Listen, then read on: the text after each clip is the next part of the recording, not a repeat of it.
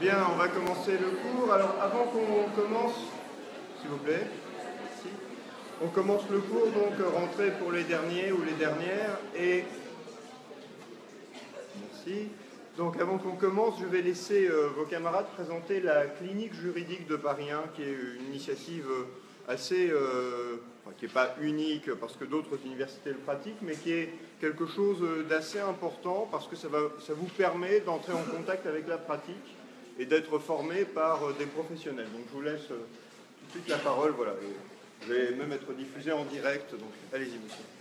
Merci beaucoup monsieur. Alors en une minute, on va vous présenter la clinique juridique de Paris. C'est une association qu'on a créée l'an dernier à Paris 1, qui est réservée à des étudiants juristes de l'université.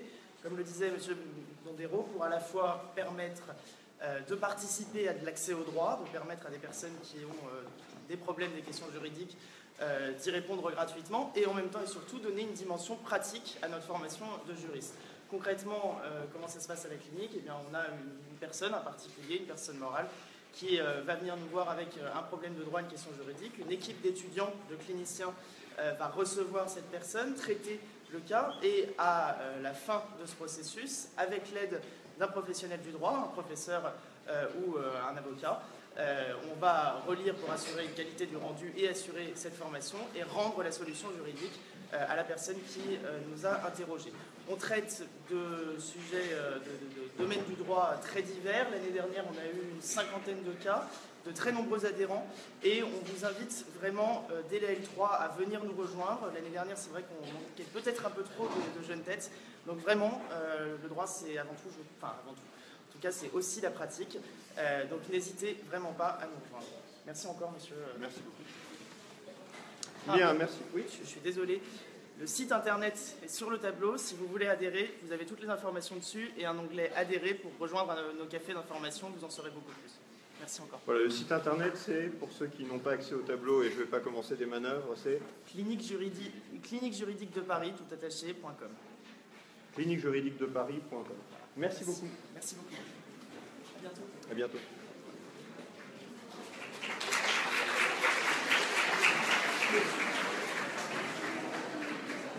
Bien, merci pour vos camarades, parce que c'est effectivement une initiative qui est une initiative importante et utile pour vous. Alors, on avait terminé le contrat de société. Je vous rappelle qu'on était dans le chapitre 1er sur le contrat de société. On a vu les éléments constitutifs du contrat de société. Et on voit maintenant, c'est dans notre chapitre, si mon plan veut bien venir, voilà. Donc, section 2, le contrat de société soumis au droit commun des contrats. Donc, on va être plus rapide là, on va évoquer deux points. On va évoquer un premier point qui est sur les accords préalables à la conclusion du contrat de société. Donc, on va voir d'abord quels sont les avant-contrats de société, si l'on peut dire, quels sont les accords que l'on peut faire préalablement à la constitution d'une société. C'est la pratique qui se livre à ces accords précisément, et on va s'intéresser rapidement aux promesses de société, à la lettre d'intention, au projet de société, à la société d'études. Ça, c'est le premier point qu'on va voir.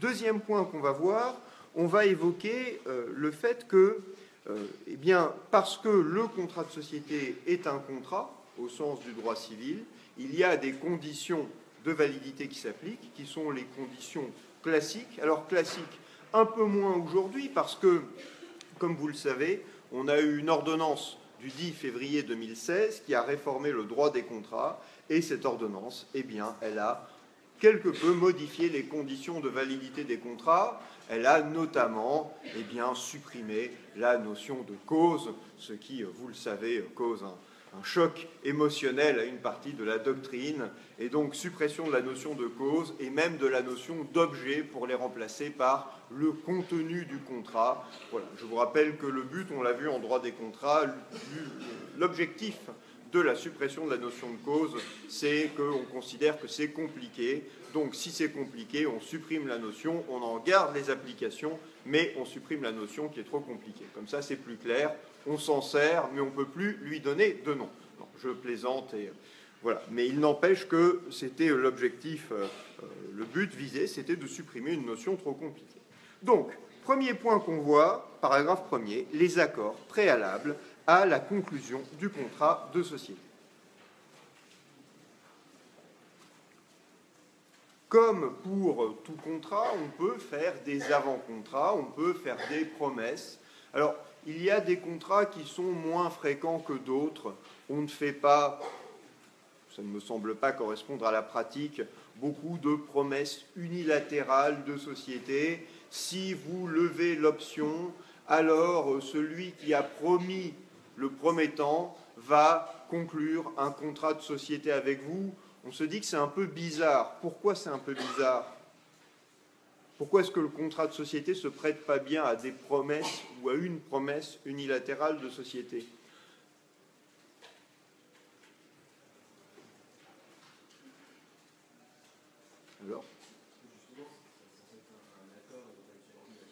Alors, c'est censé être un accord et non une subordination, dites-vous, mais dans tout contrat, il y a l'idée d'engagement juridique. Le contrat, ça fait naître des obligations juridiques. Et donc, quand vous signez un contrat de société, vous êtes tenu. Mais c'est la même force obligatoire dans la promesse et dans le contrat lui-même.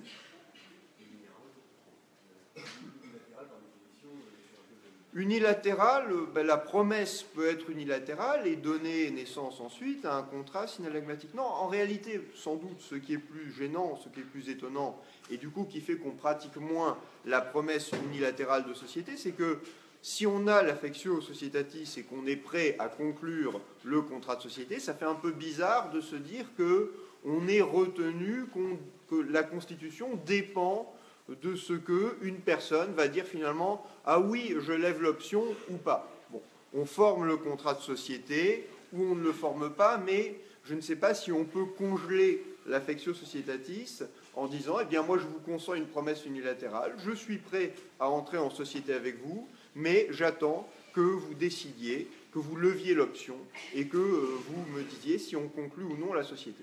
Il me semble qu'on va plutôt conclure la société, mais pas se mettre dans cette étape intermédiaire où une personne est déjà engagée de manière irrévocable et l'autre peut lever l'option. Bon. Mais on va quand même parler des promesses de société. Alors, on va y aller progressivement. Première catégorie d'accords préalables, ce que la pratique appelle, ou ce que l'on appelle, parce que la pratique peut lui donner toutes sortes de noms, le projet de société. Donc, grand A, le projet de société. Qu'est-ce que c'est qu'un projet de société? Eh bien, c'est tout accord qui n'est pas encore le contrat de société, qui n'est pas une promesse de société. On a les grandes lignes, sans doute. On peut aller plus loin, on peut avoir quelque chose de très précis, mais on n'est pas dans le contrat de société. On n'est pas encore dans une promesse de société. Alors, ça peut être ce que la pratique appelle les lettres d'intention. C'est quoi une lettre d'intention? Oui? Alors, une lettre d'intention exprime, vous dites, la volonté de conclure l'accord plus tard. En quoi c'est différent d'une promesse, alors? Parce que la promesse, c'est, on met dans un contrat notre volonté de conclure l'accord. Plus tard, si, tous les deux, si on réitère, c'est la promesse synallagmatique, ou plus tard, si vous levez l'option, et il n'y a que moi qui suis engagé, c'est la promesse unilatérale. Dans la promesse, il y a les éléments essentiels, dites-vous, mais on pourrait avoir, dans une lettre d'intention, les éléments essentiels. Alors, différence, oui. Dans la promesse, exactement, il y a la volonté de s'engager. Dans la lettre d'intention, il n'y a généralement pas la volonté de s'engager. On indique dans la lettre d'intention que l'accord n'est pas juridiquement engageant. Pour faire un peu de franglais, on met une clause qu'on appelle clause non-binding, c'est-à-dire que la clause n'est pas engageante. L'accord, enfin c'est pas que la clause qui n'est pas engageante, c'est la clause dit que l'accord, la lettre d'intention, qui ressemble beaucoup à un contrat, eh bien, n'engage pas juridiquement les parties. Pourquoi est-ce qu'on ferait ça? Ça vaut pour le droit des sociétés, ça vaut pour d'autres situations. Pourquoi est-ce qu'on ferait ça? Pourquoi est-ce qu'on ferait un accord détaillé qui dit ce qu'on va faire par la suite. On va faire une société qui aura telle activité, à laquelle vous apporterez chacun 1 000 €, qui aura peut-être comme dirigeant monsieur untel. On va lister pas mal de choses, les éléments essentiels, mais ça n'engage pas juridiquement encore. Pourquoi est-ce qu'on ferait ça ?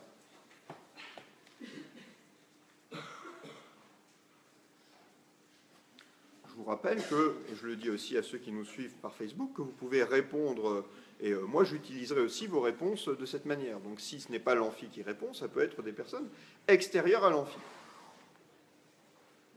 Pourquoi est-ce qu'on ferait ça ?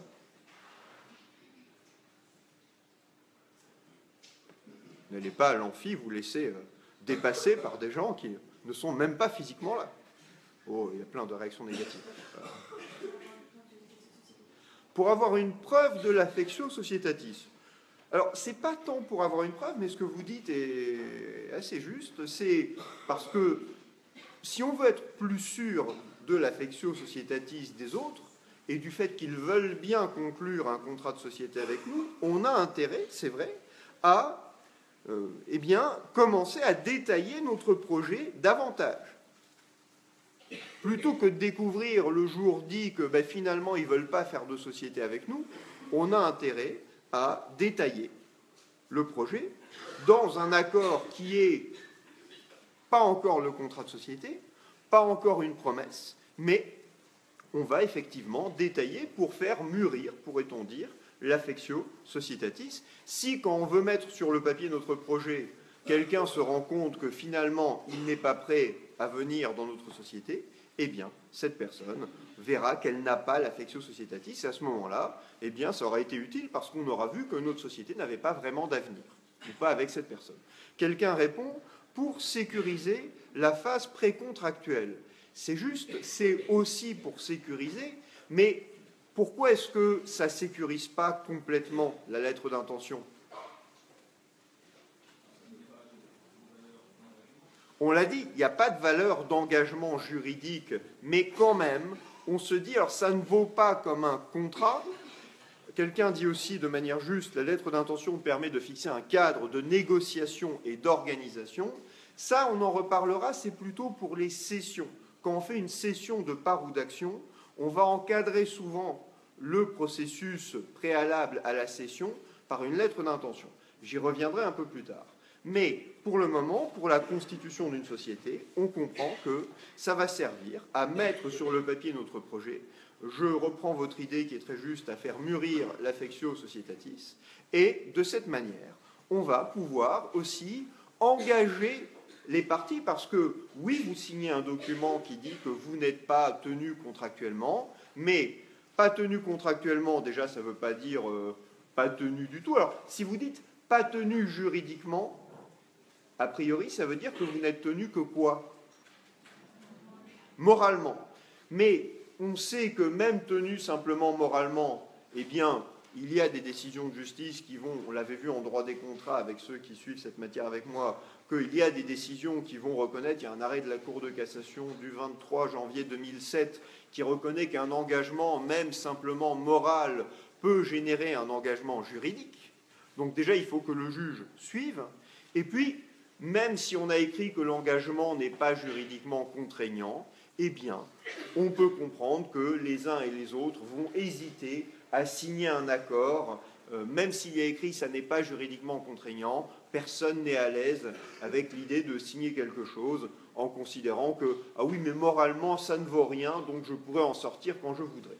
Et ça veut dire qu'on a déjà un document. Si on veut un financement qu'une banque pourrait nous donner, ou qu'un organisme, une agence étatique qui finance les entreprises innovantes, par exemple, eh bien, on va aller voir cette banque avec quoi ?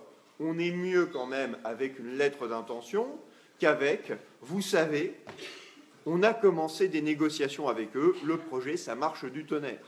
Si on arrive avec un document signé, alors oui, il y a écrit à la fin en petit, ce n'est pas un engagement juridique, mais on a quand même un engagement signé et on peut le transmettre à la banque. La banque peut regarder, ah, ils ont tel projet avec telle caractéristique. Et déjà, ça permet à la banque de travailler sur l'octroi éventuel du crédit. Donc, on utilise pas mal le projet, la lettre d'intention.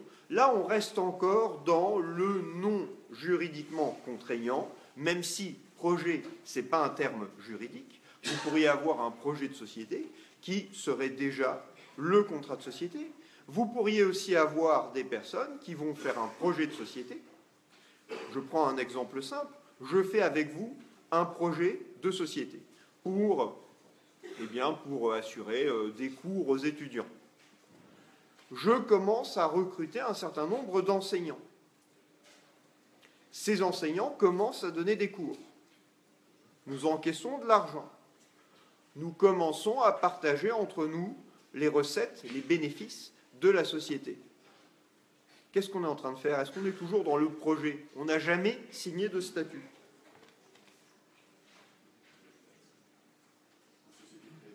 Voilà, on est en société créée de fait ou en société en participation.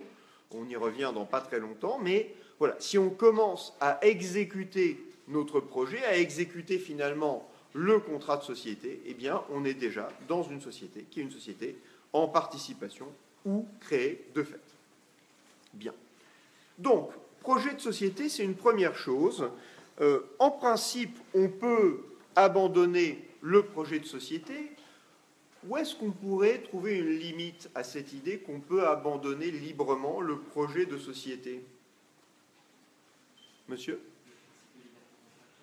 Principe de liberté contractuelle. Alors lui, il donne plutôt le cadre à cette liberté de quitter le projet de société. Si le principe, c'est la liberté de contracter ou de ne pas contracter, ça veut dire que je peux discuter avec vous de la société que nous pourrions faire ensemble, et puis si je suis convaincu que ce n'est pas finalement une bonne idée, je peux ne plus venir au rendez-vous, et nous n'allons pas conclure de contrat de société ensemble. Donc, notre projet de société, je peux l'abandonner, et c'est le principe de liberté contractuelle, parce que ça inclut la liberté de ne pas contracter, qui me permet de le faire. Et je vous rappelle que dans les textes qui résultent de l'ordonnance du 10 février, nous avons, c'est l'article, je ne les connais pas encore par cœur, c'est un tort, mais je crois que c'est 1102, voilà, chacun est libre de contracter ou de ne pas contracter. Donc si on nous reconnaît le droit de ne pas contracter, ça veut dire que je peux aussi ne pas conclure de contrat de société. Mais je pourrais engager ma responsabilité. Alors je vois passer des réponses sur mon écran, mais ces réponses ne sont pas encore très précises, et puis je vous donne la priorité qu'ont les êtres physiques sur ceux qui sont loin. Alors, oui? S'il y a abus dans les conditions de la rupture, oui. Monsieur? Rupture abusive, vous dites ce que disent certains de nos intervenants sur Facebook, mais rupture abusive de quoi? Monsieur au fond? Alors, rupture abusive de la société constituée de fait, on n'est pas encore en société dans mon exemple. On est dans des discussions qui sont très approfondies, mais quelqu'un décide de ne plus venir. Alors attendez, monsieur tout au fond? Absolument, c'est rupture abusive des pourparlers. Si on est dans le projet, mais qu'on n'est pas encore dans un accord contractuel, on est dans les pourparlers préalables, quelqu'un vient de le dire aussi, rupture abusive des négociations, on est dans les pourparlers, dans les négociations préalables à la conclusion du contrat. Et donc, on peut engager sa responsabilité. Si on rompt de manière abusive les pourparlers, ça veut dire quoi concrètement? Si on fait plein de réunions, je vous fais faire des études de marché, on envisage très sérieusement notre projet, mais vous, en réalité, moi, je vais prendre le mauvais rôle, moi, en réalité, j'ai jamais vraiment voulu faire de société avec vous.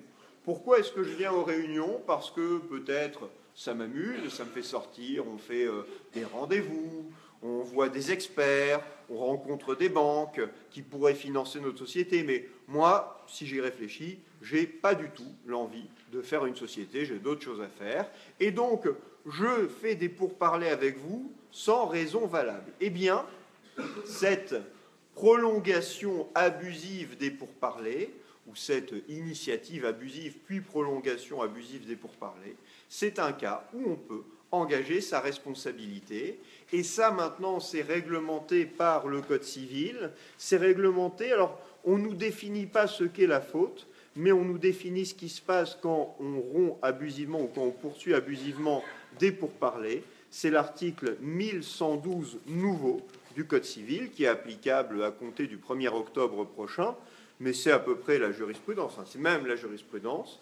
On nous dit qu'en cas de faute commise dans les négociations, la réparation du préjudice qui en résulte ne peut avoir pour objet de compenser la perte des avantages attendus du contrat non conclu. Et avant, on nous a dit que le déroulement des pourparlers et la rupture devaient satisfaire aux exigences de la bonne foi. Donc, on comprend que si on rompt de mauvaise foi, si on commet une faute, alors on engage sa responsabilité qui est la responsabilité de droit commun, c'est-à-dire délictuelle ou contractuelle si jamais on avait un accord cadre contractuel de négociation. Mais vous comprenez que ce projet, si on l'assimile à une rupture de pourparlers, notre rupture du projet, on ne peut engager sa responsabilité que dans une certaine limite, pas pour compenser la perte des avantages attendus du contrat non conclu. Vous n'aurez pas quelqu'un qui va dire « notre étude de marché révélait que la société qu'on aurait pu faire avait un bénéfice prévisible de 3 millions d'euros par an pendant 20 ans.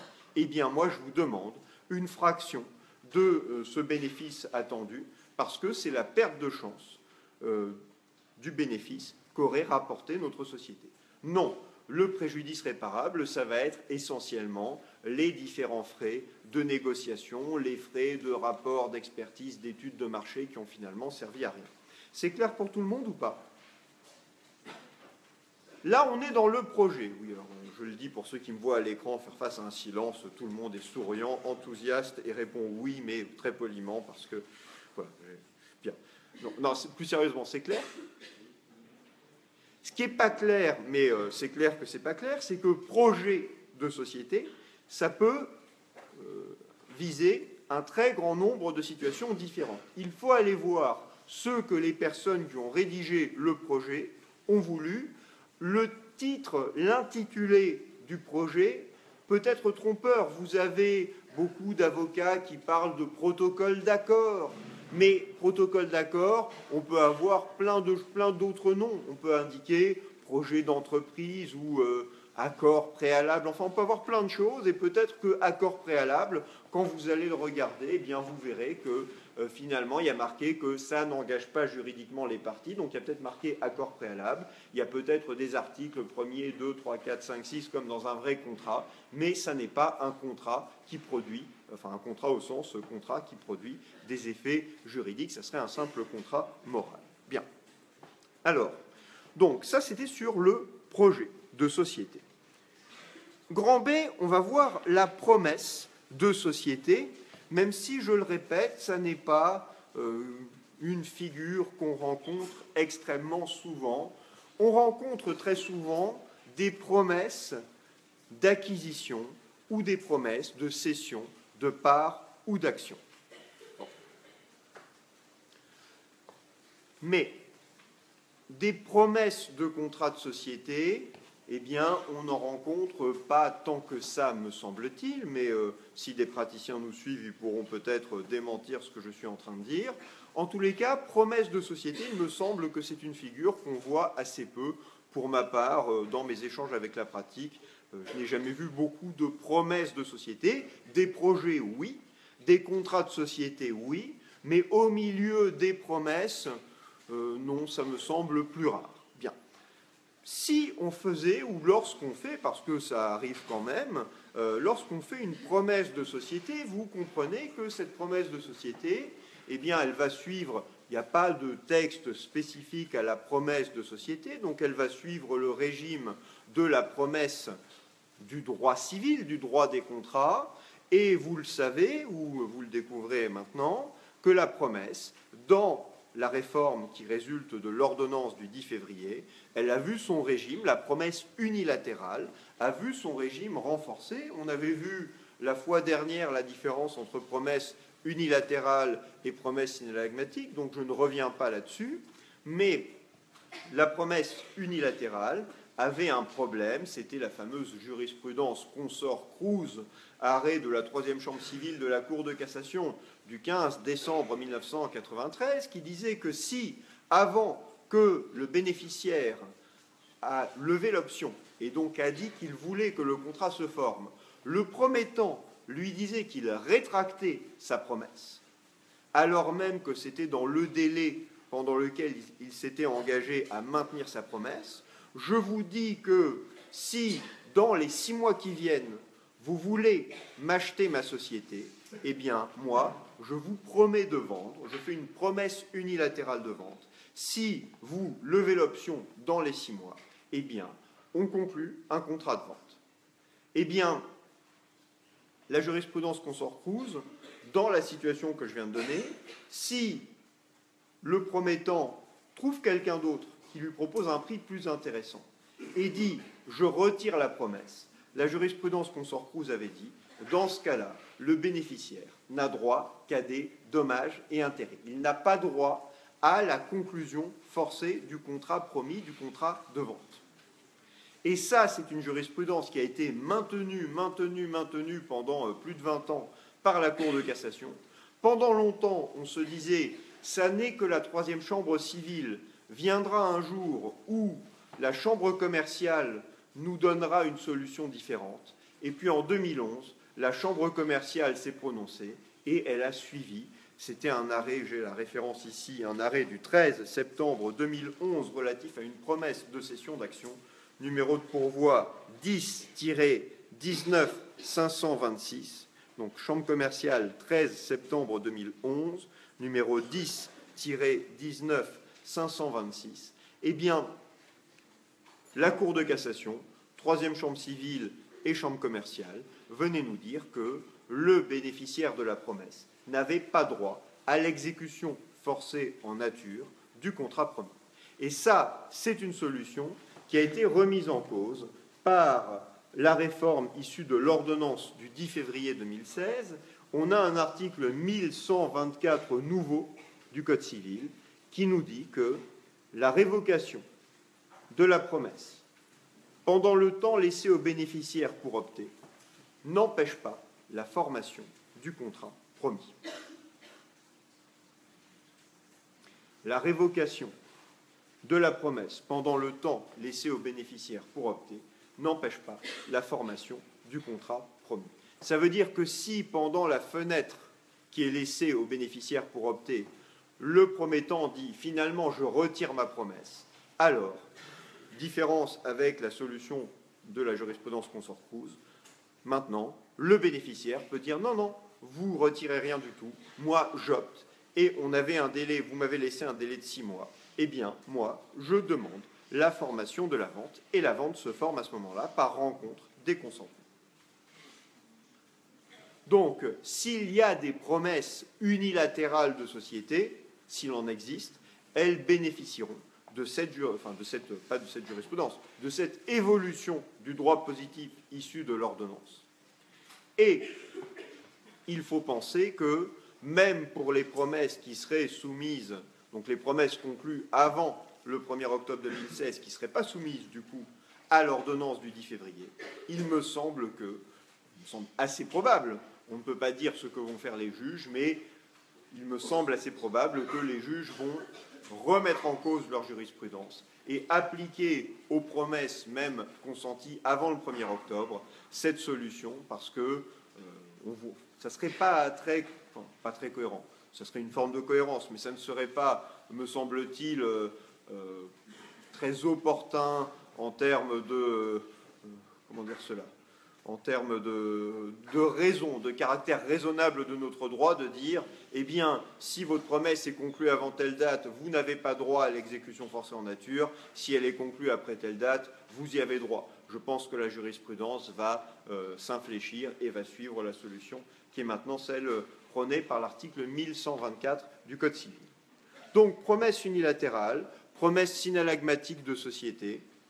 Bon, dans la mesure où la promesse doit comporter les éléments essentiels du contrat, il faut penser que eh bien, des éléments comme l'affectio societatis doivent déjà être présents, mais on comprend que vu le caractère évanescent de cet élément, si vous faites une promesse de société, vous avez déjà l'affectio societatis. Ça ne sert à rien de s'engager juridiquement dans une promesse si vous n'êtes pas prêt à vous engager dans le contrat du point de vue de l'affectio societatis. Je pense que celui qui s'engage par une promesse de contrat de société doit déjà, me semble-t-il, avoir l'affectio societatis. Ce n'est pas une question qui donne lieu à une jurisprudence très fournie. Projet, promesse, dernier point que j'évoquerai. Oui, monsieur.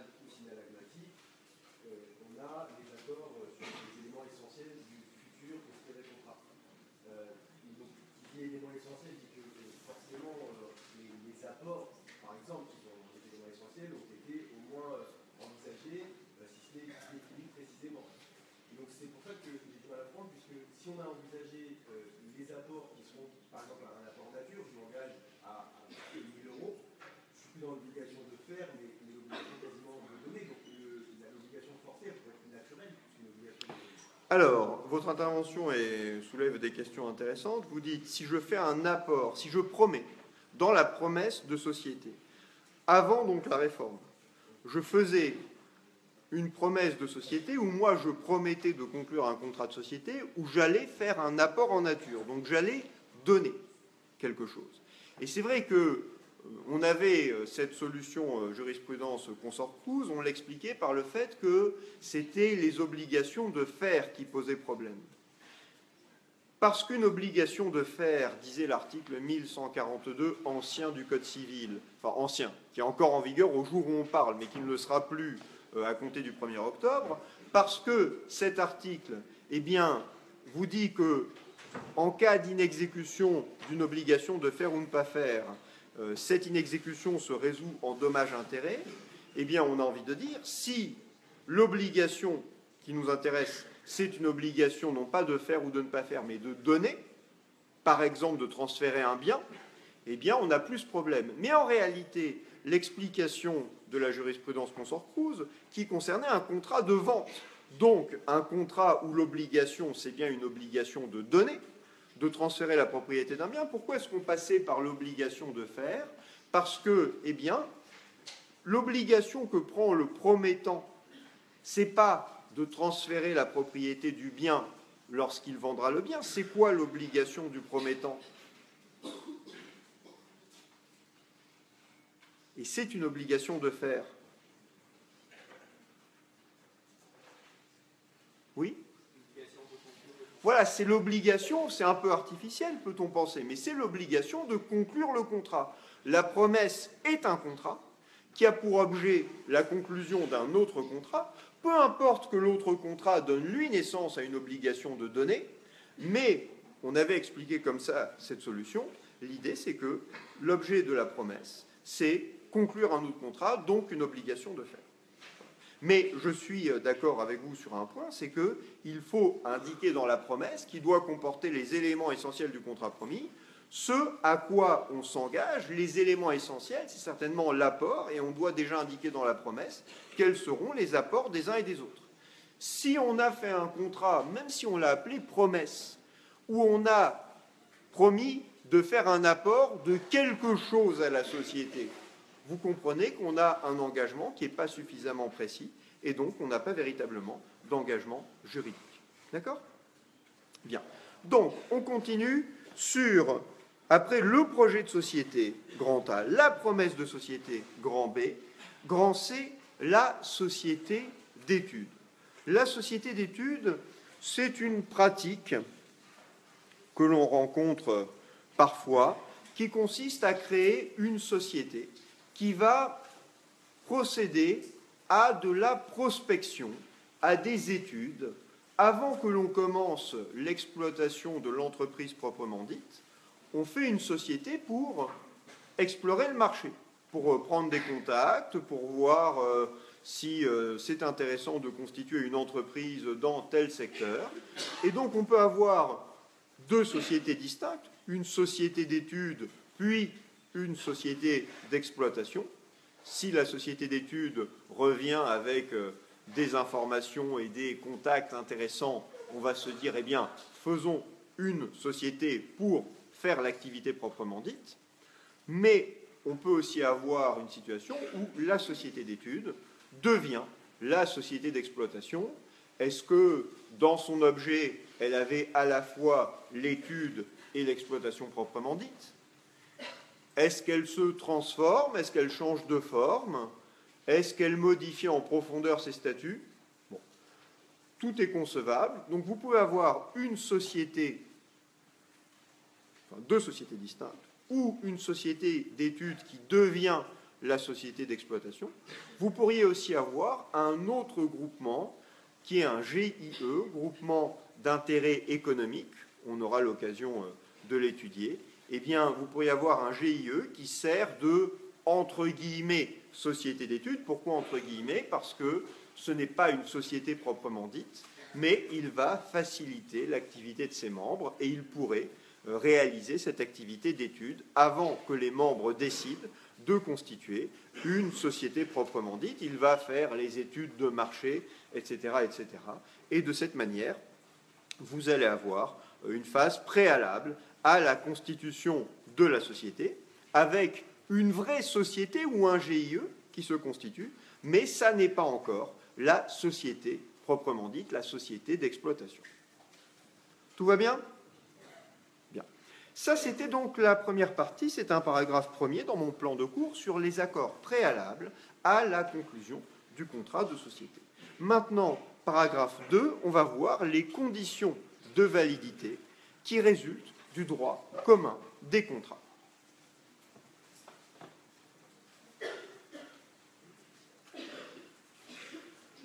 Traditionnellement, c'était l'article, alors, je dis c'était, je vais parler au passé à chaque fois sans faire la petite correction qui est que aujourd'hui, jusqu'au 1er octobre, c'est encore le cas, mais traditionnellement, donc c'était l'article 1108 du Code civil qui nous posait les 4 conditions de validité d'un contrat qui sont, ça vous devez le savoir. Alors, au moins une ou deux? Oui? Un contenu licite et certain. Alors vous êtes en avance parce que ça c'est la réforme, mais traditionnellement, non, je vous laisse persister. Oui? Capacité, consentement, objet et cause. Absolument. Donc, les 4 conditions traditionnelles, c'est capacité, consentement, objet et cause, article 1108 du Code civil. Et désormais, article 1128, on vous dit que sont nécessaires à la validité d'un contrat le consentement des parties, la capacité de contracter, et voilà, chère mademoiselle, donc un contenu licite et certain. Donc, en plus des éléments spécifiques au contrat de société, apport, intention de participer au résultat, affectio societatis, il faut vérifier qu'on a bien les 3 ou 4, suivant les époques, éléments requis pour la formation de tout contrat. Alors, on ne va pas reprendre de manière générale, bien sûr, ces éléments, ce n'est pas le lieu. On va simplement évoquer comment chacun de ces éléments reçoit application s'agissant du contrat de société.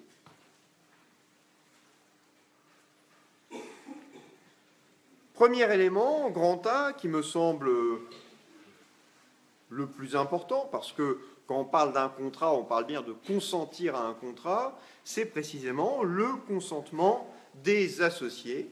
Donc il faut que les associés consentent, que leur consentement soit existant, qu'il soit réel, et en même temps, il faut que leur consentement ne soit pas vicié. Et devinez qui on va retrouver? Eh bien, ceux que vous avez étudiés abondamment, donc, ou que vous allez, pour certains d'entre vous, étudier abondamment, l'erreur, le dol et la violence. Donc, premier point, il faut que le consentement existe.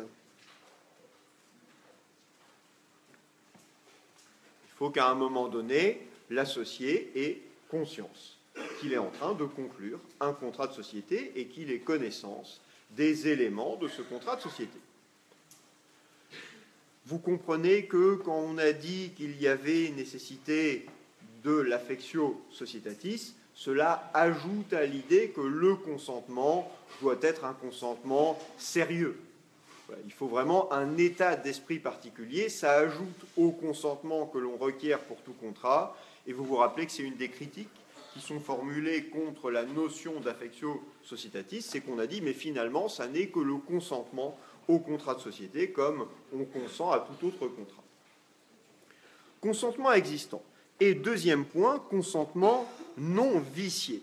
Ben oui, si on est en droit des contrats, il faut, lorsque l'on consent, que notre consentement n'ait pas été vicié par l'erreur, le dol ou la violence. Alors je vous rappelle que la violence, ce n'est pas la violence physique. Si on me tape dessus jusqu'à ce que je signe mon contrat de société, eh bien, il n'y a même pas de consentement en réalité, mais c'est la violence morale.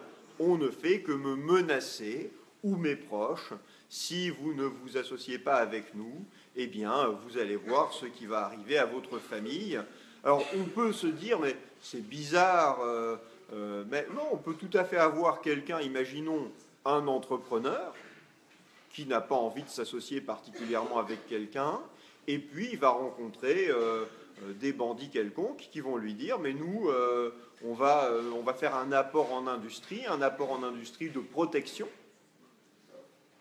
Et puis cet apport en industrie, eh bien, il va falloir le rémunérer, donc on va faire une société, et cette société, eh bien, on va être associé à parts égales, sauf qu'en réalité, il y en a un seul qui travaille, les autres font c'est une prestation de rien du tout, c'est du racket tout simplement, mais ça pourrait prendre comme vêtement juridique, après bien évidemment, on dirait que c'est une société nulle, ne serait-ce que pour défaut d'affectio societatis, mais on pourrait tout à fait imaginer dans cette situation que l'entrepreneur se voit imposer par les bandits de mon exemple la constitution d'une société et sous menace qu'il arrive quelque chose à sa famille, et donc ça serait un contrat qui serait nul du fait de la violence imposée à cet associé.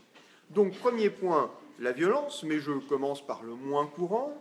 Les autres vices du consentement, l'erreur et le dol, peuvent se rencontrer. L'erreur, vous le savez, c'est l'erreur que l'on a faite tout seul. Le dol, c'est l'erreur qui est provoquée par l'autre partie. Le dol, c'est soit l'autre partie fait des manœuvres, m'assure me ment, m'assure qu'elle a un diplôme particulier, par exemple, et qu'on va s'associer pour exploiter ensemble une activité qui dépend de ce diplôme, ou ça peut être de la réticence, ça peut être de la réticence dolosive, le dol également. L'autre partie me cache une information importante.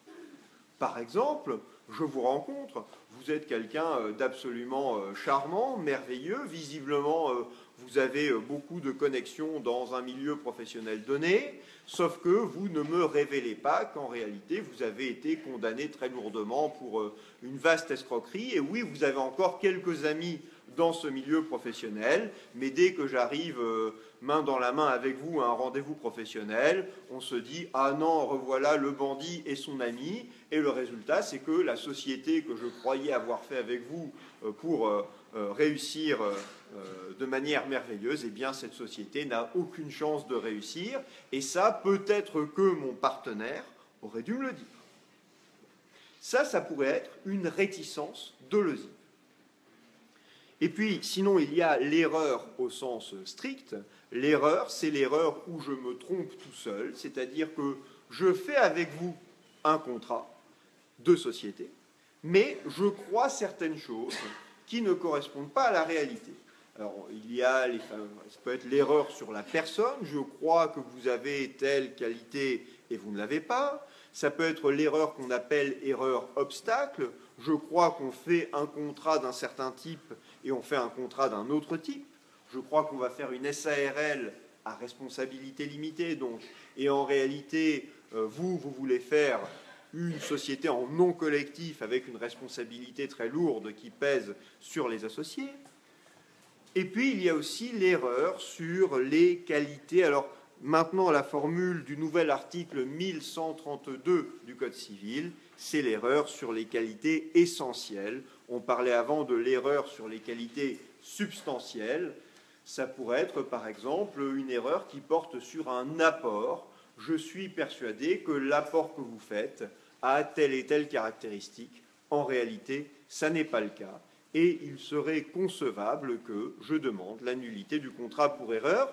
Vous savez que l'erreur, il y a une condition particulière qu'on ne retrouve pas dans le DOL, c'est que l'erreur doit être... Oui, absolument. L'erreur doit être excusable. Si j'avais facilement les moyens de me détromper, eh bien, on considérera que mon erreur n'est pas excusable et ne justifie pas l'annulation du contrat. Alors ça, c'est sur les vices du consentement.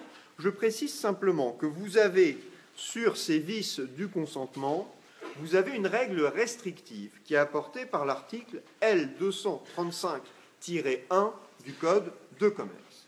Article L235-1 du Code de commerce. Je réponds à une question que je vois passer. Quelqu'un évoque la notion de prête-nom.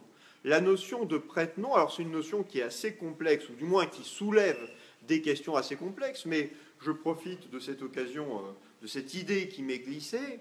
Si vous faites un contrat avec quelqu'un, et qu'en réalité, cette personne agit comme prête-nom d'une autre personne, et qu'elle va, en fait, vous croyez avoir en face de vous un associé, mais ce n'est pas le véritable associé. Cette personne ne fait que prendre des instructions auprès de quelqu'un d'autre.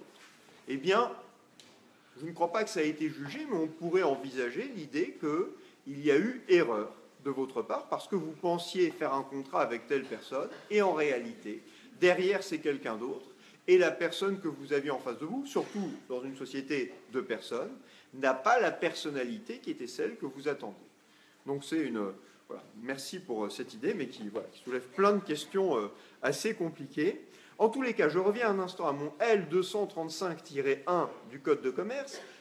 On nous dit qu'en matière de SARL et de société par action, la nullité de la société, donc article L235-1 du Code de commerce, on nous dit qu'en matière de SARL et de société par action, la nullité ne peut résulter d'un vice du consentement, à moins que cette cause de nullité n'atteigne tous les associés fondateurs.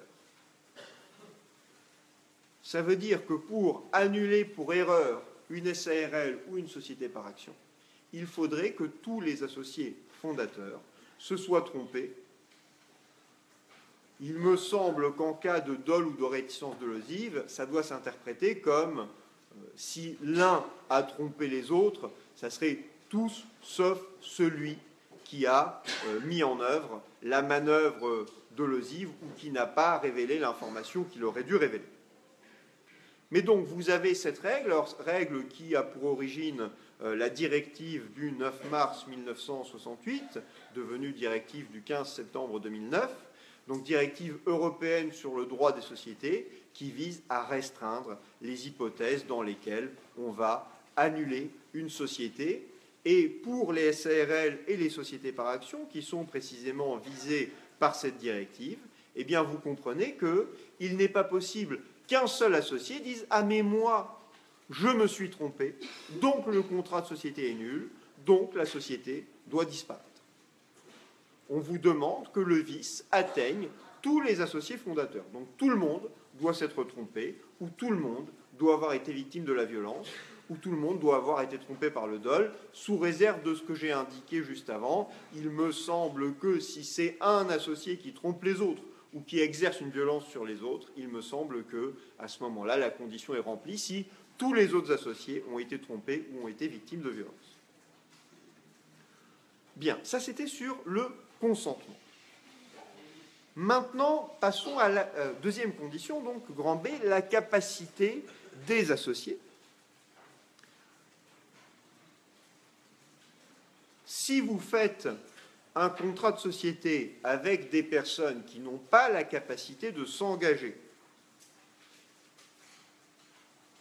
Ce qui n'est pas, c'est dit rapidement, mais avoir la capacité de s'engager, c'est compliqué, parce que si vous faites un contrat de société, il peut y avoir derrière ça un certain nombre d'hypothèses différentes.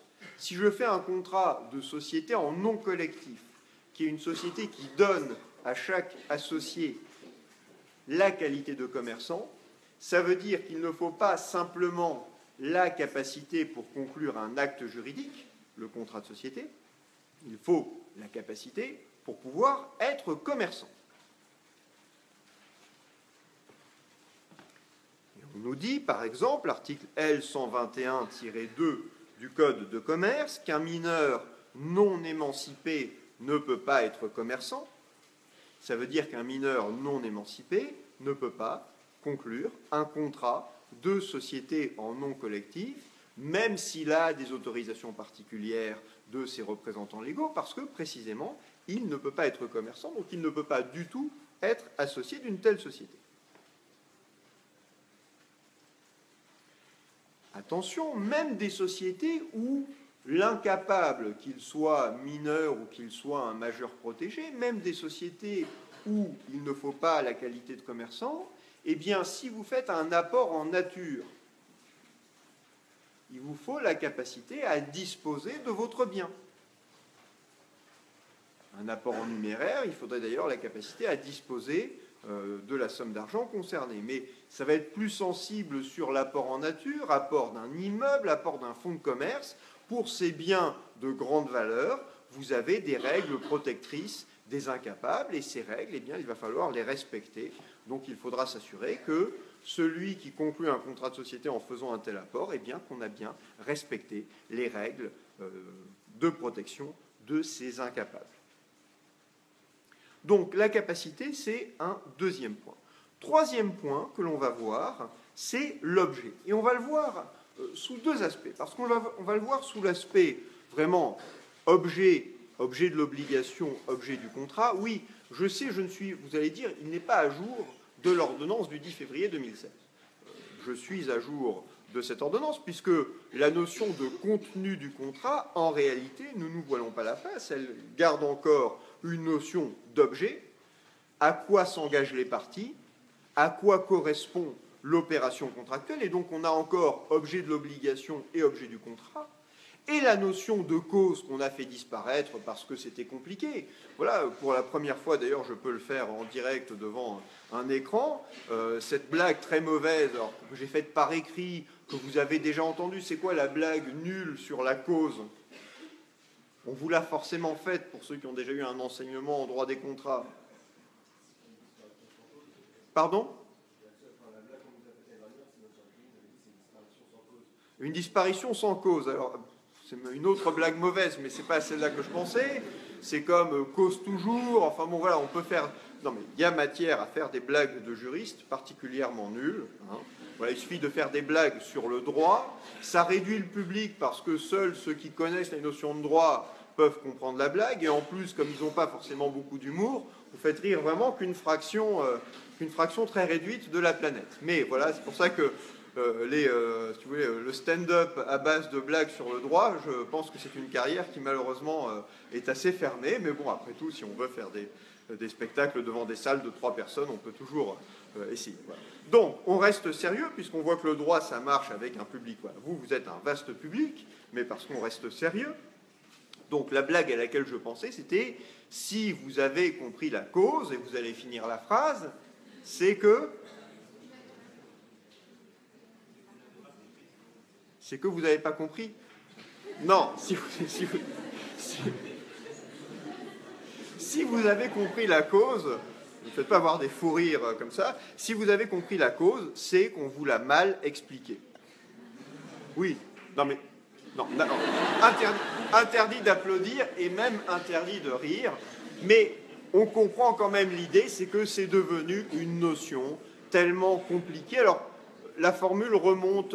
à assez loin, mais la notion s'est quand même pas mal complexifiée parce que quand on a commencé à parler de causes objectives et de causes subjectives et de subjectivisation de la cause objective, c'est là que les choses ont commencé à devenir un petit peu compliquées. Voilà. voilà, merci, je vois que la citation passe. C'est une citation d'un professeur décédé qui était, si je ne m'abuse, rouaste.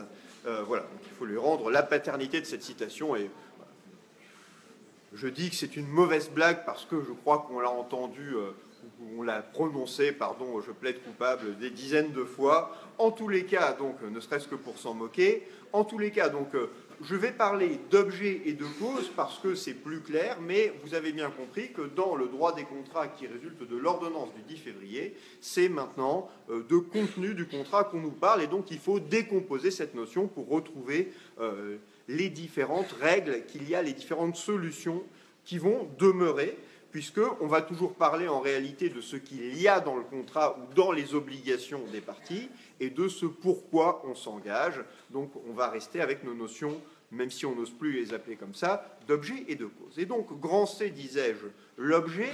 L'objet, il y a cette distinction qu'on connaît ou qu'on connaissait du droit des contrats, qu'on va retrouver. Il faut regarder à la fois l'objet de l'obligation. C'est quoi l'objet de l'obligation dans le contrat de société? C'est l'apport, mais pas seulement, c'est l'apport avec l'intention de participer au résultat. Et on pourrait ajouter le tout dans la joie, la bonne humeur et l'affectio societatis. Donc en tous les cas, l'apport, l'intention de participer au résultat et l'affectio societatis, eh bien oui, c'est l'objet de l'obligation. Mais vous avez raison de commencer par l'apport, parce que c'est surtout ça qu'on attend de l'associé. Et puis, l'objet du contrat, eh bien, l'objet du contrat, c'est faire une société. Et c'est là qu'on a une petite ouverture vers une notion originale qui est l'objet social. Donc, c'est là-dessus qu'on va aller. Mais l'objet du contrat de société, ça va être conclure une société de tel type, ayant pour objet telle activité. Donc conclure une SARL ayant pour objet l'exploitation du fonds de commerce X, on peut dire que ça c'est l'objet du contrat de société. Mais il y a une notion d'objet qui est une notion propre au droit des sociétés, dont on va parler tout de suite, qui est la notion d'objet social. L'objet social, c'est une clause, c'est d'abord, avant d'être une notion juridique, vous le rencontrez quand vous voyez dans les statuts d'une société, vous voyez écrit que l'objet de la société, c'est, ou l'objet social, c'est, et là vous avez des formules qui sont des formules assez vastes. Ça peut être par exemple l'exploitation de tout fonds de commerce, de vente de livres, disques, CD, multimédia, ordinateurs, voilà. Ça peut être un exemple d'objet social. Ça peut être le transport de marchandises et de personnes.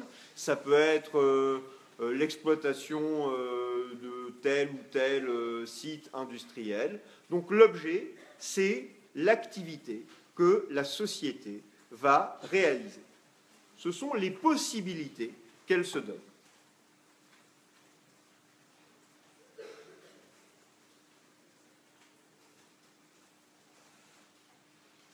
Quand vous constituez une société, oui, monsieur.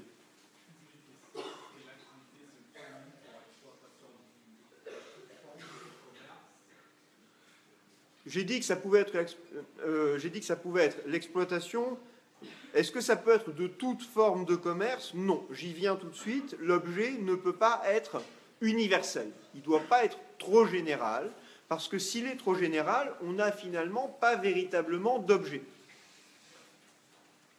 Donc ça ne peut pas être toute activité commerciale. L'objet, pour commencer, doit être déterminé, c'est-à-dire qu'il faut identifier, alors ça peut être beaucoup d'activités, ça peut être certaines activités, ça peut être très précis, ça peut être l'exploitation du fonds de commerce, si 12 places du Panthéon, puisque c'est là que nous sommes, donc l'exploitation du fonds de commerce d'épicerie, si 12 places du Panthéon, point.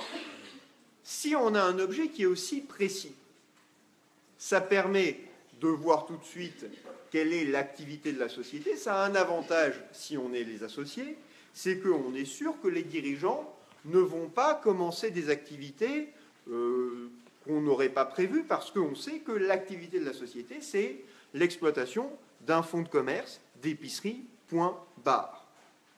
Si on a une activité beaucoup plus vaste, l'exploitation de tout fonds de commerce, d'épicerie, on pourrait avoir des dirigeants qui vont ouvrir ici et là de nouveaux fonds de commerce, et nous, les associés, on n'est peut-être pas prévenus de ça.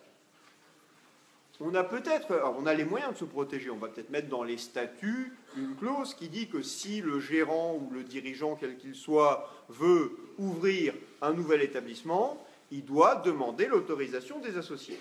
Mais ce genre de clause va être généralement inopposable aux tiers parce que c'est une limitation statutaire des pouvoirs des dirigeants.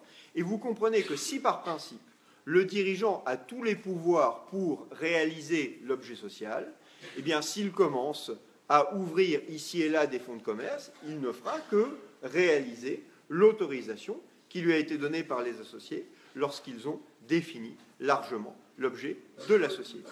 Donc, il faut avoir un objet social qui soit pas trop étroit, mais qui, dans le même temps, ne soit pas trop large. Pas trop large parce que sinon, c'est une espèce de carte blanche donnée, un blanc-seing donné aux dirigeants, d'abord. Pas trop large aussi parce qu'il faut pouvoir, on va se servir de l'objet social pour savoir précisément quel est le régime juridique de la société.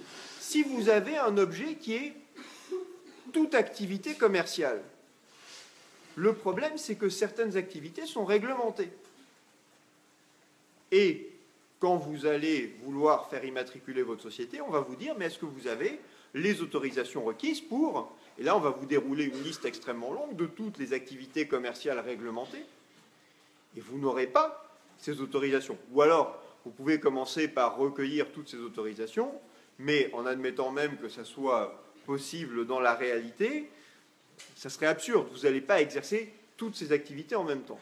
Donc, savoir quel est l'objet de la société, ça permet aussi de savoir si la société respecte les conditions requises pour l'exercice d'une activité. Vous avez beaucoup de sociétés pour lesquelles on va vous demander que les associés, ou surtout les dirigeants, détiennent des diplômes particuliers et des qualifications professionnelles particulières.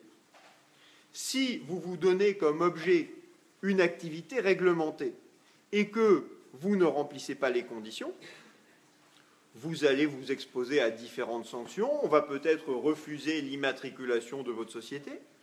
Vous allez peut-être avoir des amendes, des sanctions diverses et variées, ou peut-être même pire, de la prison, parce que un certain nombre d'activités, eh bien, si vous les exercez sans les autorisations requises, eh bien, vous avez des sanctions, des délits, des infractions pénales d'exercice illégal de la profession. Si vous faites par exemple de l'activité bancaire sans autorisation, il y a un délit spécifique d'exercice illégal de la profession de banquier qui est sanctionné par le Code monétaire et financier. Si je me souviens bien, c'est quand même 5 ans d'emprisonnement et 375 000 € d'amende. Donc vous voyez que ce n'est pas rien. Si vous faites une société qui n'a pas, vous vous donnez comme objet l'exploitation de tout établissement bancaire en France et à l'étranger, eh bien, vous comprenez que pour constituer votre société, vous allez devoir remplir les conditions requises d'un établissement de crédit. Et si vous commencez à exercer vraiment l'activité, vous allez réaliser ce délit et encourir les sanctions que je viens d'indiquer. L'objet social, il doit être déterminé, possible et licite. Déterminé, ça veut dire qu'il doit être défini par les statuts avec un certain degré de précision. Je précise au passage que les sociétés ont des statuts qui définissent leur objet, donc leur activité. Je signale au passage la thèse magistrale de mon collègue Yves Chaput sur l'objet social. C'est une notion qui est une notion très importante du droit des sociétés, donc c'est un élément bibliographique que je vous donne, thèse sur l'objet social, et il y a bien l'idée que cet objet social, ce ne sont que des possibilités. La société n'a pas l'obligation de faire tout ce qui est dans son objet social. Elle peut avoir un objet social large et n'en réaliser qu'une partie. Ça, c'est un point important. Une société, est-ce qu'elle peut faire des actes qui ne seraient pas dans son objet social? On verra qu'il faut distinguer, on le verra quand on étudiera les pouvoirs des dirigeants, il faut distinguer entre, d'un côté, les sociétés SARL et sociétés par action, et de l'autre, les autres sociétés, qui sont les sociétés civiles, sociétés en non collectif, essentiellement. SARL et sociétés par action, la règle, on le verra, c'est qu'elles sont engagées, même par les actes des dirigeants, faits en dehors de l'objet social. Pourquoi? Parce qu'on veut éviter que les tiers aient à vérifier à chaque fois si l'acte fait par la société est bien dans l'objet social. Pour les autres sociétés, sociétés civiles, sociétés en non collectif, la règle, c'est que lorsque la société fait un acte en dehors de son objet social, elle n'est pas engagée, et donc l'acte est nul. Ça veut dire que quand vous faites un contrat avec une société civile, par exemple, vous avez intérêt à vérifier si l'objet de la société lui permet de faire le contrat. Donc je répète, SARL, société par action, le principe, c'est qu'elles sont engagées, même par les actes du dirigeant, qui sont faits en dehors de l'objet social. Autres sociétés, sociétés civiles, sociétés en non collectif, la règle, c'est qu'elles ne sont pas engagées, du moins l'acte est nul, lorsqu'il est fait en dehors de l'objet social. Pour les sociétés, on demande que les statuts contiennent l'objet de la société, mais vous avez un certain nombre d'autres personnes morales qui n'ont pas de statut et qui n'ont pas un objet défini par leur statut. Mais pour les sociétés, on demande que l'objet soit défini par les statuts et qu'il soit donc déterminé. Deuxième point sur l'objet social, il doit être possible. Objet social possible, ça veut dire qu'il faut faire des activités qui soient humainement réalisables. Donc si vous faites une société pour, je ne sais pas moi, exploiter, je vous renvoie à votre culture cinématographique, pour faire des voyages vers des systèmes solaires qui n'existent pas, mais parce que vous avez beaucoup aimé Star Trek, vous avez décidé que vous vouliez exploiter je ne sais pas quelle ligne spatiale. En tous les cas, des choses qui ne sont... Un objet qui est impossible, c'est un objet qui n'est pas valable et c'est une cause de nullité du contrat de société. Mais attention, c'est pas... Enfin, l'objet peut ne pas être possible au début, ça c'est une chose, cause de nullité. Que se passe-t-il si l'objet devient impossible? Ma société a pour objet l'exploitation d'un fonds de commerce. Point. Fonds de commerce indiqué précisément dans les statuts. Le fonds de commerce qui est installé à telle adresse et qui a telle activité. Je vends le fonds de commerce ou le fonds de commerce est détruit pour une raison ou pour une autre. Que se passe-t-il? Est-ce que ma société est nulle? Pourquoi est-ce qu'elle n'est pas nulle?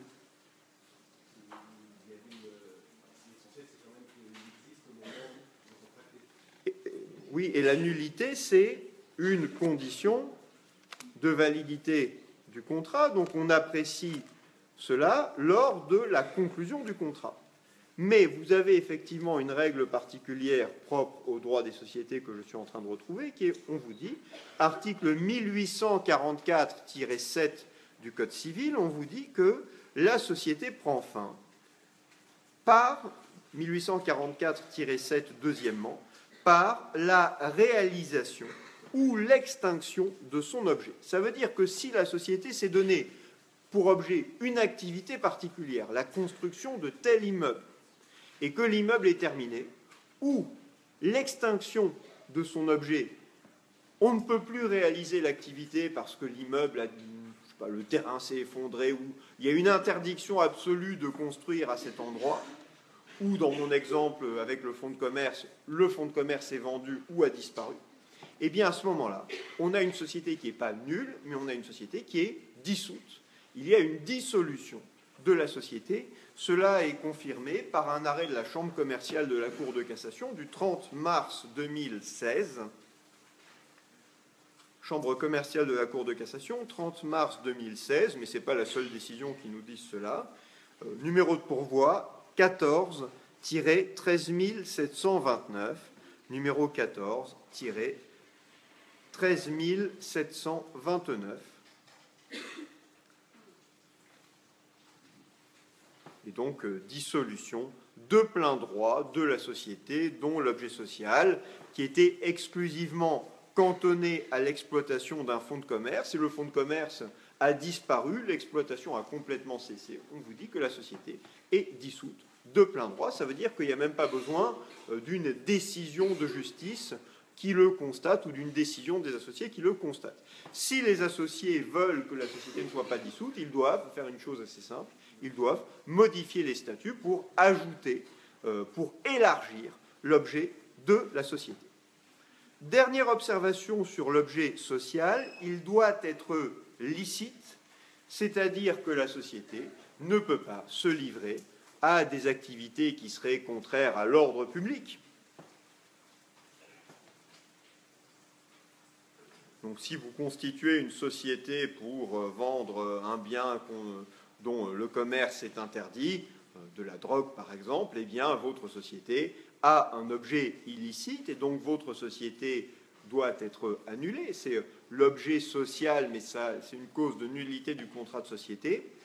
Simplement, vous avez une solution qui doit être signalée. C'est une solution. Alors, vous savez que la Cour de justice de l'Union européenne, jusqu'en 2009, c'était la Cour de justice des communautés européennes. Donc là, c'est un arrêt de la Cour de justice qui s'appelait à l'époque des communautés européennes, donc CJCE. C'est un arrêt qui s'appelle arrêt Marleasing, ça s'écrit M-A-R-L-E-A-S-I-N-G.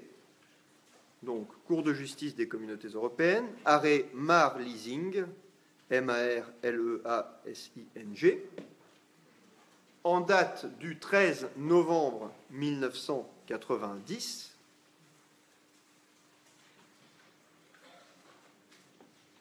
La question qui est posée à la Cour de justice des communautés européennes, c'est de savoir si, lorsque le juge, je précise une chose avant, c'est que le caractère illicite de l'objet, c'est une cause de nullité qui est admise par le droit européen des sociétés. Vous avez une directive que j'ai déjà indiquée en 1968, reprise en 2009, qui vous dit, dans l'Union européenne, on ne peut prononcer la nullité d'une société des types principaux qui sont, pour le droit français, SARL et sociétés par action, que pour un nombre limité de causes. Une de ces causes, c'est le caractère illicite de l'objet. C'est normal, même si on veut favoriser la sécurité des tiers, c'est le but de cette directive, on ne va pas permettre que soient constituées des sociétés qui aient pour but, pour objet social, le meurtre rémunéré. Vous pourrez, si on laissait faire ça, vous auriez une SARL dont l'objet social serait, article 3, objet social, la suppression de toute personne physique contre rémunération et par l'emploi de tout moyen. Bon, voilà. Oui.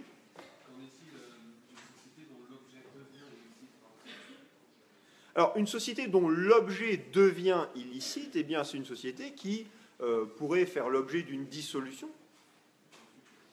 Voilà. Pourrait faire l'objet d'une dissolution. Alors, c'est vrai que vous n'avez pas... l'objet illicite n'est pas visé par l'article 1844-7, mais on pourrait dire que c'est un objet qui devient impossible. Et vous avez en secours le droit pénal, parce que si une personne morale commet des délits parce qu'elle fait une activité illicite, eh bien, parmi les sanctions auxquelles on va avoir accès, vous avez la dissolution de la personne morale.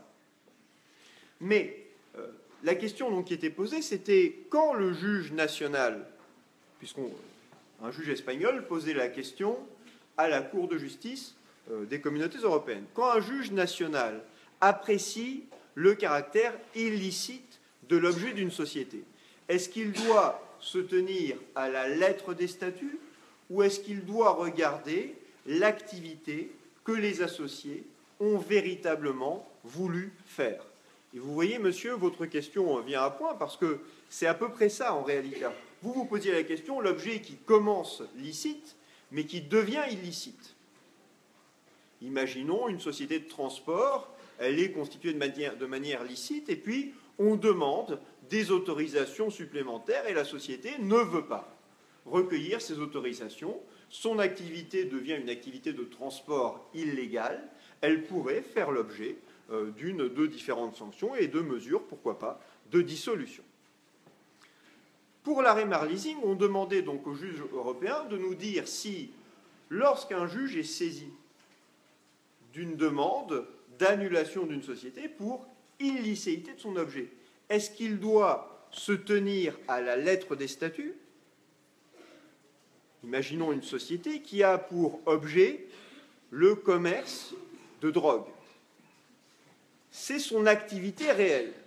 Il est possible que les rédacteurs des statuts se soient dit « Attention, c'est peut-être un peu risqué, on va passer au greffe, ils vont regarder nos statuts, et il y a pas mal de chances qu'on nous dise « Mais vous êtes bien sûr de vous, là, vous avez bien écrit drogue, c'est pas un autre mot. » Bon, donc, ils ne vont pas écrire cela dans les statuts. Ils vont écrire le commerce de tout produit procurant la joie et la bonne humeur. Non, je ne dis pas ça, ce n'est pas sérieux. Voilà, ne suivez pas ce type de conseil. Mon Dieu, je suis en direct, ça y est, je suis perdu. Bon, en tous les cas, ce n'est pas du tout de l'incitation. Voilà, c'est un exemple pédagogique. Je suis en train de dire donc que vous allez avoir un objet qui ne va pas du tout indiquer le caractère illicite de l'activité qui est envisagée. Est-ce qu'on peut annuler une société qui indique une activité licite, mais qui a une activité réelle, qui indique une activité statutaire licite, mais qui a une activité réelle illicite? Réponse de la Cour de justice des communautés européennes, non, il faut s'en tenir à l'objet tel qu'il est indiqué dans les statuts. Si l'objet tel qu'il est indiqué dans les statuts est illicite, alors on peut prononcer la nullité de la société.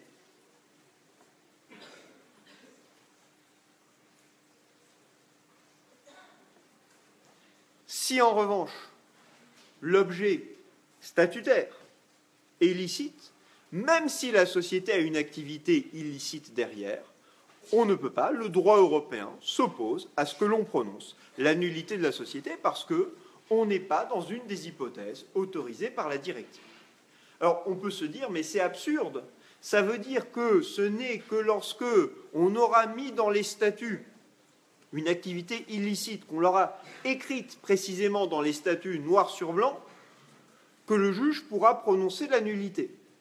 Toutes les fois où la société aura une activité de façade inscrite dans ses statuts licites, mais exercera en réalité une activité illicite, le juge ne pourra pas prononcer la nullité.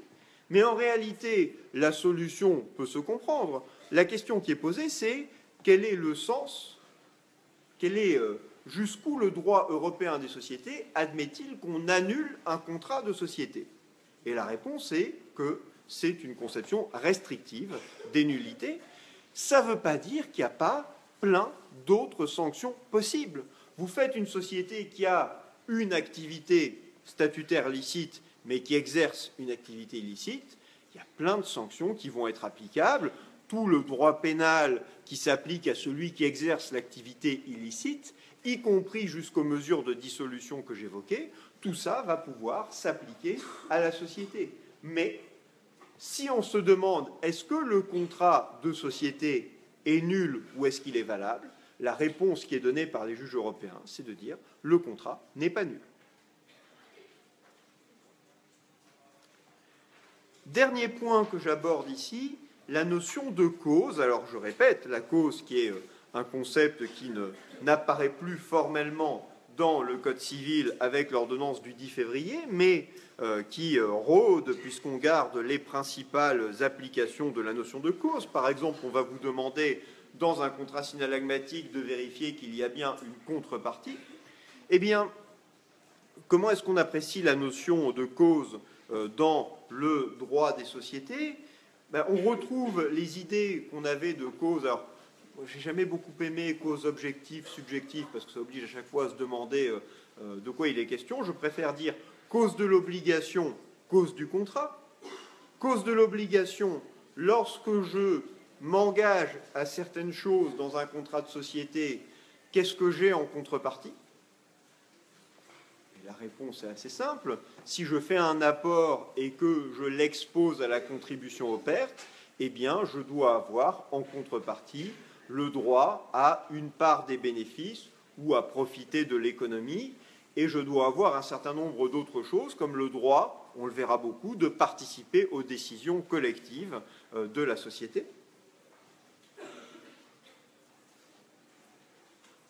Donc ça, c'est la cause de l'obligation, et on a déjà vu d'ailleurs une notion qu'on a étudiée en détail qui vient toucher à cette question de cause de l'obligation, avec une sanction particulière.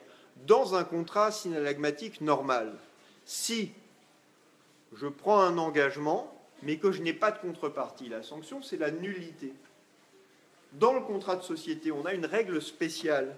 Si je prends l'engagement de faire un apport, que je deviens associé, mais qu'on me dit que je n'aurai pas de contrepartie, que je n'aurai jamais droit aux bénéfices. Quels sont les mots magiques? Oui. Clause léonine, tout à fait, notion qu'on aura étudiée en détail précédemment. Et là, vous avez une règle particulière qui s'applique, c'est qu'on vous dit que la clause est réputée non écrite et non pas que le contrat est nul. Ce qui est aussi un facteur de stabilité du contrat de société. Dernier point, ça c'était la cause de l'obligation, cause du contrat, les mobiles. Vous comprenez que si vous faites une société, il ne faut pas avoir des mobiles illicites. Alors, mobile illicite, si vous faites une société pour financer une activité terroriste, par exemple, eh bien, ce serait un exemple de cause illicite du contrat de société, au sens cause du contrat, cause subjective. Ce qu'on peut voir aussi, c'est, comme hypothèse de mobile illicite, c'est la société qui est constituée dans un but de fraude. On va voir la prochaine fois que la société est souvent une personne morale. Ça veut dire qu'elle a un patrimoine qui reçoit les apports, et ça veut dire que les biens que vous apportez, ils passent de votre patrimoine à celui de la société. Ça peut être un moyen de réaliser une fraude aux droits de vos créanciers. Vos créanciers pouvaient saisir de l'argent, pouvaient saisir un immeuble qui était dans votre patrimoine. Une fois que vous l'avez apporté à une société, eh bien, ils peuvent saisir des parts ou des actions. Alors, il n'y a pas rien. Vous n'avez pas donné le bien.